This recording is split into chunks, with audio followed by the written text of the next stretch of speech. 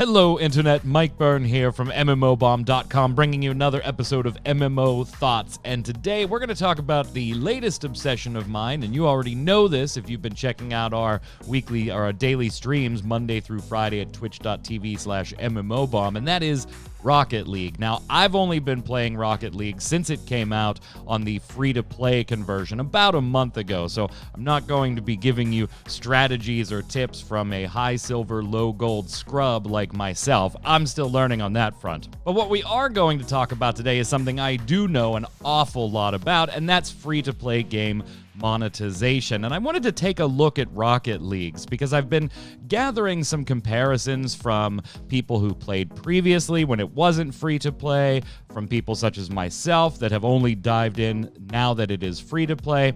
And I wanted to take a look at how some of the monetization has changed over maybe the last year or so, and particularly into the free to play launch, and kind of decide, is Rocket League doing free-to-play monetization badly now that Psyonix is under the Epic Games banner? Or is it, hey, since it's all cosmetic, it doesn't matter? Maybe that's your attitude. So I wanted to initially talk about DLC because it's not a thing in the game anymore, but it used to be. But I think we're going to open this up and make it a little more all-encompassing. So let's kind of run the gamut. I'll give you my opinions, and then you chime in the comments below with yours. All right, so first off, when Rocket League converted to free-to-play after Epic Games bought Psyonix and took over, the game became unavailable on Steam, right? Prior to that, it had a $20 price tag on it. So there was a box fee. It was a buy-to-play game. Now, the game did have other cash shop-type elements in the game, particularly loot boxes and things like that for a while. And we'll get to a little bit in the future there where it changes. But for the most part, you paid your $20, you bought the game, you could earn cosmetics in-game, you could shell out money for extra cosmetics, you could shell out money for DLC packs, you could shell out money for loot boxes, and there were also alternate currencies in the game that you could obtain through gameplay, and while they wouldn't let you buy things like DLC with them, you could purchase other cosmetics that were cash shop type options with the alternate currency as well. So there was kind of a mix of this generic free-to-play hybrid model with loot boxes, a box fee for the game, buy credits and buy things in the cash shop, earn cassettes in-game, use those to buy things, separate DLC that could be bought cash. So there's monetization from all kinds of angles. Now, moving forward, we get to about the end of last year, 2019, and there's a pretty big change made to the monetization plan in Rocket League, and that is the removal of loot boxes. Now, there's an interesting article that Jason wrote a while ago on MMOBomb, and I'll link it in the description below, talking about, hey, if you removed loot boxes from games that have them and just gave customers the ability to purchase specific items, what would that maybe do to the price points of the items that you're buying? So I highly recommend checking out that article. Rocket League isn't a part of it because we didn't know it was going to go free to play yet. But the discussion that Jason leads in there does hold true to that type of conversion as well. So when Rocket League removed its loot boxes, they replaced it with blueprints, and those are in the free-to-play game version today. Blueprints are randomly dropped rewards, so you have no idea whether you're going to get a blueprint for new wheels or for a decal or for a rocket boost animation or a topper. You have no idea what the blueprint you're going to get from a drop is. So you have no control over that. That is still random. What changes, though, is that you do get to see what that blueprint would make and the price of it. And you only pay that price if you want to go ahead and make it. So you can stock up on these blueprints and only spend credits, the cash shop currency, converting real life money into credits, buying things with the credits. You can buy only the ones you're interested in. There's also a trade-in system on those blueprints where if you get 5 of the same rarity and category that you're not interested in, you can bundle them up and trade them back into the game, and you'll get 1 blueprint in return of 1 higher rarity than the ones you traded in, so you can trade up from rare to the next step up and keep moving up the chain if you want. trading in blueprints that you don't want. But again, the blueprint you receive in return, while the rarity is determined based on what rarity you trade in, you will get one step above that. It is not guaranteed as far as what the item might be. So you could trade in, get another random blueprint for something you don't want, but you don't have to spend the credits to buy it. And so it's an interesting system. It goes hand in hand with what Jason was discussing in his article. Again, check out the link below. It's a great article giving real math examples for what you could expect to pay for things if loot boxes were removed from games. And that has kind of borne out in Rocket League, because blueprints basically run the gamut of anywhere from $1 or $2 for the item to like $22 if you're getting the very rarest of rares and maybe a Paragon tag on some of those blueprinted items. So, you know, anywhere from $1 or $2 to $22 for singular items. Now, again, you know what you're getting, but the price tags, particularly when I've spoken to longtime Rocket League players, the price tags are higher than they would like them to be. In a lot of cases, by almost, double what they think they should be worth, as far as being a consumer and making a judgment call on how much they would like to spend for, say, those Paragon wheels and items like that. So Jason's article does bear out in the way blueprints were implemented, and that's still in the free-to-play version of the game. So yeah, it removes the random nature of a loot box, replaces it with the random nature of you never know what a blueprint is going to be until you get it, but you didn't put out any cash to obtain the blueprint for that meaningless item you don't want. Whereas with a loot box, you shelled out a couple of bucks to open loot boxes and got random things that you didn't want. So a bit of a trade-off there. Still random, but you're not spending any money until you finally get the blueprints for things that you want. Okay. Moving forward, the game still has its season pass and other options like that as well, including a base version and a version that bumps you up a couple of tiers right off the bat. You do have the ability to buy tiers, all pretty standard when we see this season pass implementation in free-to-play games and in buy-to-play games in a lot of cases now as well. Now, DLC actually received a pretty big change when the free-to-play conversion happened, and this is where this video kind of started for me. Since I didn't play Rocket League, I didn't even own it prior to the free-to-play conversion at all. There were a lot of things that I'm now finding out are in the game or were in the game that I'm kind of upset, I didn't go and get earlier. And the most recent of those that caused kind of this whole thought process for me was the Stay Puft Marshmallow Man goal celebration that was previously part of the Ecto 1 DLC pack. Now, luckily, when the game went free to play, all DLC was then stripped from purchase. If you already had the items, you got to keep the items. Fantastic. Great.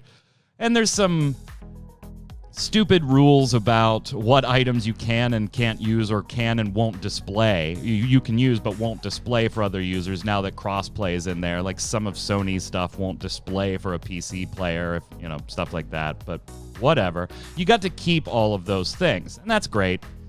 But to obtain them now, you basically have to wait for them to come into the cash shop. And that's another iffy portion of the monetization for me.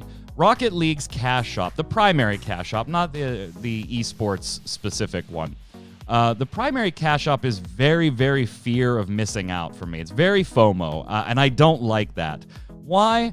Because there's really only 1 to 2 featured items in there that'll be there for 2 days and then cycle out to 1 or 2 other featured items. And then there's 6 daily items that predictably rotate out into new 6 items daily. That's it. You can't flip through pages of things that were in Rocket League for years and just start clicking on what you want to buy, put together a cart, and go.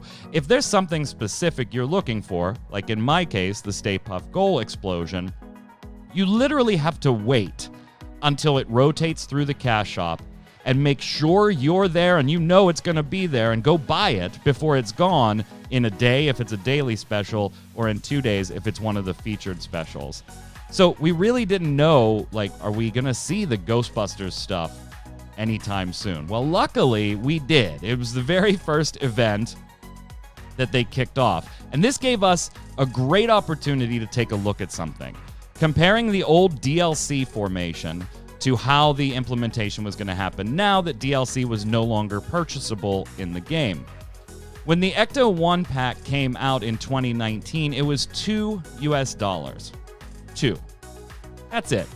$2 got you the entire Ecto 1 package. Inside that package, you got the Ecto 1 battle car, which is badass, the Ecto 1 wheels, the Slimer topper, the Proton Pack boost, the Ghostbusters avatar and avatar border and player banner, and then the Stay Puft Goal explosion. That was all for $2.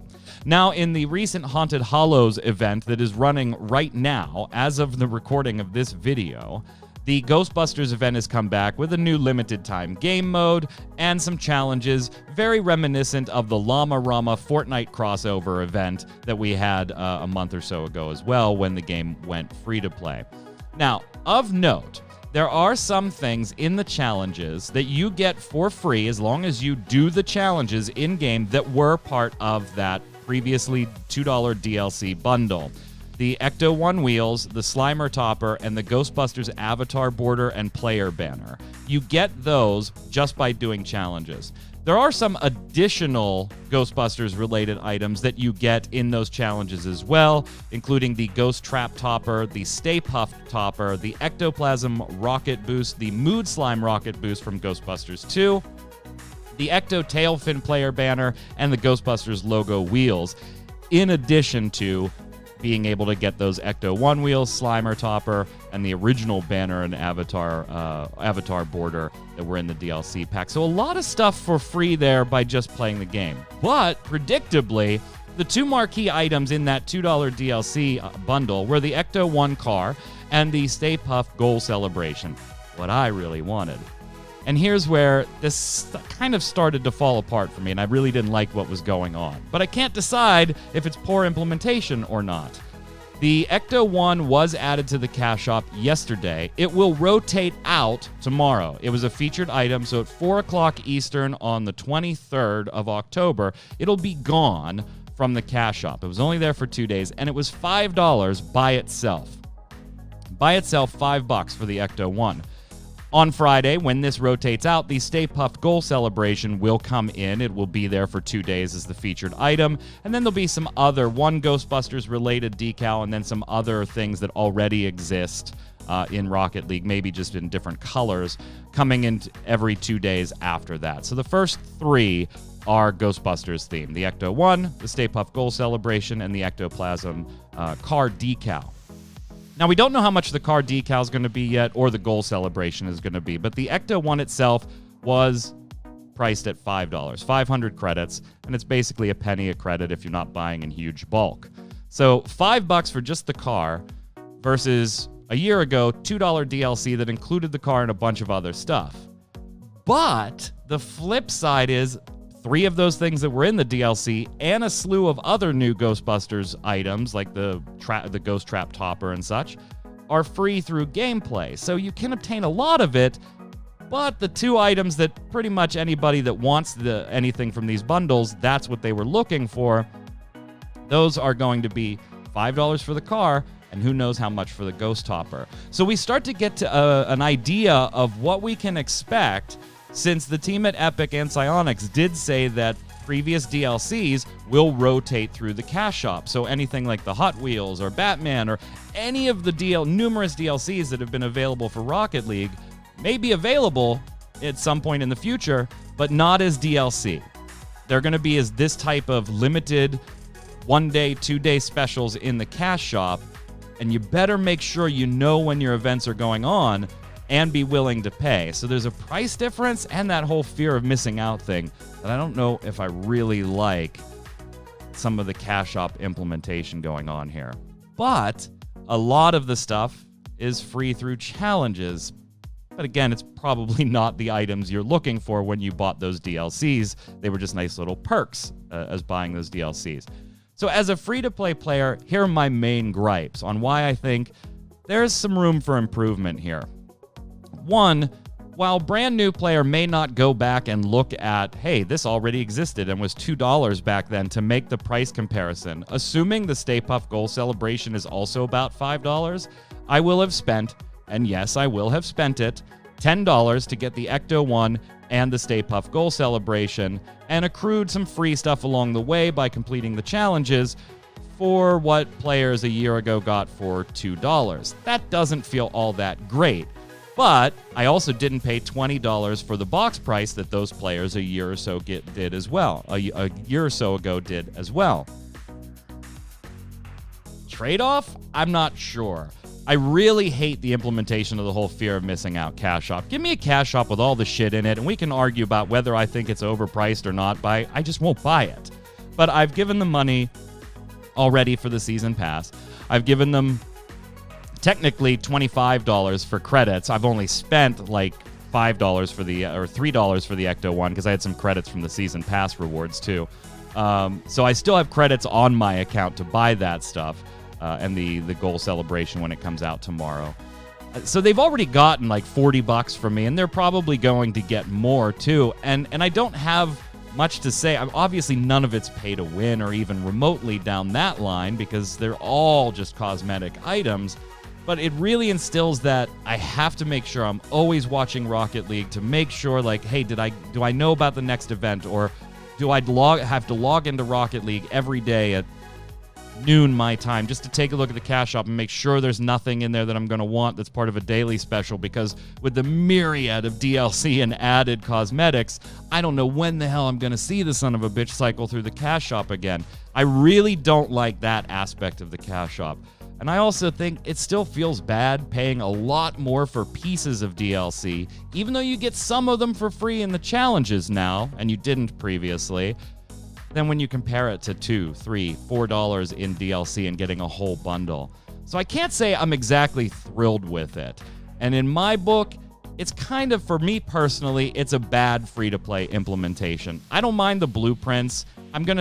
They may be overpriced, then fine. I'm only gonna buy the ones that I don't think are overpriced. And if they reduce the prices globally, they'd probably get a lot more sales from me because some of the things are badass and I would like to have. But I'm not spending $22 on a decal. It's not going to happen. I mean, it better be a pretty fucking awesome decal for me to even consider that. Anyway, I would like to see DLC return. I don't like this implementation of let's take the biggest pieces, the ones that people are most likely to want to buy from previous DLC, and cycle them through the cash shop. Really put a 2-day window on things, make sure they get in there, buy those things now, and buy them at rates that were, I mean, just the Ecto 1 being $5, it's, 2.5 times the $2 DLC bundle way back when last year. So I'm not thrilled with it. In my estimation, it's kind of a bad cash shop. It takes the worst of two things and puts them together without even remotely coming anywhere near pay to win. I hate when games push the whole fear of missing out, make sure you log into our game every day or you might miss something, whether that's an event or a cash shop item. And I don't like feeling like I am way overpaying for items that people who paid $20 on a box fee and then $2. Yeah, I mean, you're going to get that $20 from me anyway. You already did. You got it in the season pass. You got it in $25 worth of credits that I put on the account already. So, like, that type of monetization, you're going to make it pretty quickly from most people that stick with the game anyway. I don't think you then need to rook them. I kind of just want DLC back. Maybe that would be the fix for me. It wouldn't fix the fear of missing out, but... So I'm going to go ahead and right now, in my estimation, and this may differ for you, I don't like the cash shop. I think the monetization is done pretty badly right now. I think there's tons of areas for improvement, and I wonder if you feel the same way, whether you're a new free-to-play Rocket player like me, or a long-time Rocket League player, or hell, even a pro Rocket League player. For some reason you're watching this, throw your comments in there. We'd love to hear them. And until next time, gang, I'm Mike Burns saying stay safe, and we'll see you on the servers.